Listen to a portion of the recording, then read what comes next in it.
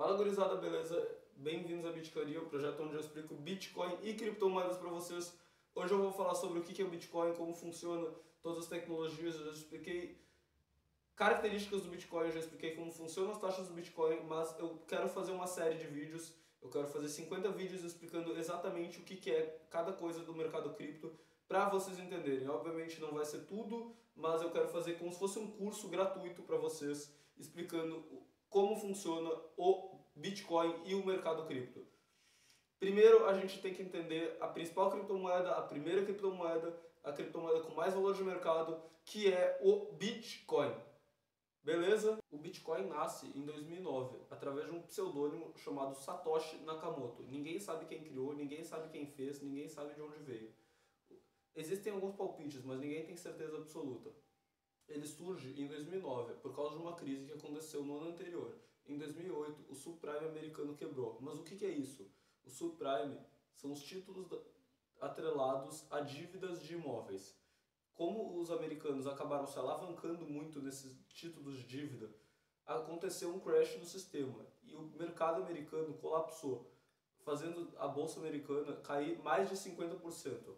Depois que isso aconteceu, o governo imprimiu quantidades exorbitantes de dinheiro. Ou seja, o governo permitiu uma coisa totalmente ilegal que causou a crise e depois o governo vai lá e imprime dinheiro, causando inflação, tirando o dinheiro do mais pobre para financiar banqueiro bilionário.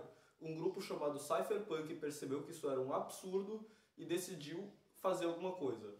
Em um ano, esse pseudônimo chamado Satoshi Nakamoto construiu uma criptomoeda chamada Bitcoin e soltou o white paper na internet.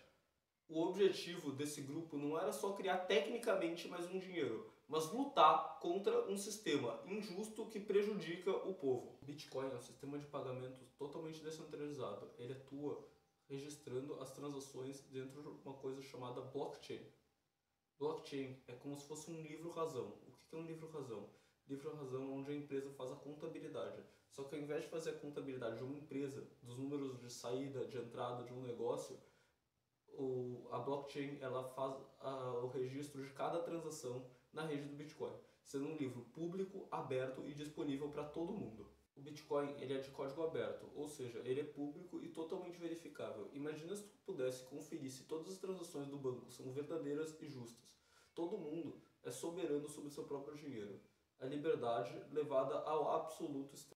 Tu já parou para pensar que a tecnologia das coisas cada vez aumenta e cada vez tem mais produtos e serviços disponíveis no mercado, mas o preço das coisas cada vez aumenta mais, sendo que era para acontecer ao contrário. Quanto mais produtos e serviços disponíveis na economia, o preço das coisas naturalmente tenderia a diminuir. E por que isso não acontece? Acontece por causa de uma coisa chamada inflação. A partir do momento que o governo emite moeda, aumenta a base monetária, aumenta o M2, a quantidade de dinheiro circulante na economia é cada vez maior. Quanto mais dinheiro, menos ele vale. Quanto menos teu dinheiro vale, menos tu pode comprar. E é por isso que mesmo com a tecnologia aumentando cada vez mais, as coisas continuam cada vez mais caras e mais caras. E isso é um grande problema. Só tem uma forma de resolver esse grande problema: escassez. E qual que é a tecnologia mais escassa no mundo hoje? Tu vai pensar o ouro. O ouro não é a tecnologia mais escassa no mundo hoje, porque a gente pode descobrir novas minas de ouro, a gente pode cada vez explorar mais ouro, a gente pode investir tecnologia em explorar o ouro.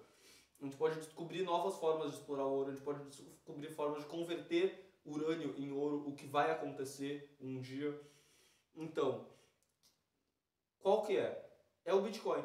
O Bitcoin é essa tecnologia. Por quê? Porque ele tem um fenômeno chamado escassez programada. A escassez do Bitcoin não tem como ser alterada. Ela é impossível de ser quebrada. Ela vai ter aquela quantidade de unidades e ponto. Por isso, o Bitcoin é a tecnologia que mais se valoriza na última década. Porque ele tem escassez. E escassez programada. A escassez dele é fixa, é limitada. Os governos emitem loucamente dinheiro. O Bitcoin, ele tá lá, sempre estável, 21 milhões de unidades. O governo inflaciona a base monetária, prejudicando a população mais pobre para enriquecer. E isso é um absurdo. Foi aí que o Satoshi Nakamoto decidiu criar o Bitcoin. A gente entendeu o que é o Bitcoin, a gente precisa entender o que não é o Bitcoin. O Bitcoin não é investimento. O Bitcoin não é algo que tu põe para tentar ganhar dinheiro ao longo do tempo.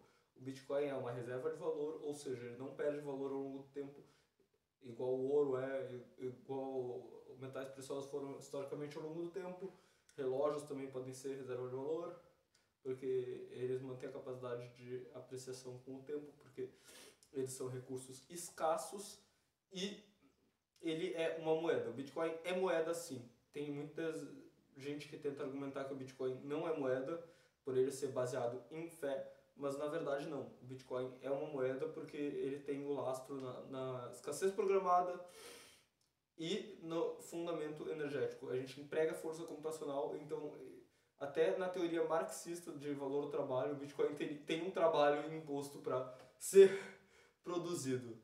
Existem diversos casos de uso real do Bitcoin, como por exemplo em El Salvador a população já utiliza Bitcoin, em Argentina a população argentina usou o Bitcoin para fugir da inflação, da hiperinflação que aconteceu no país, nos governos kirchneristas.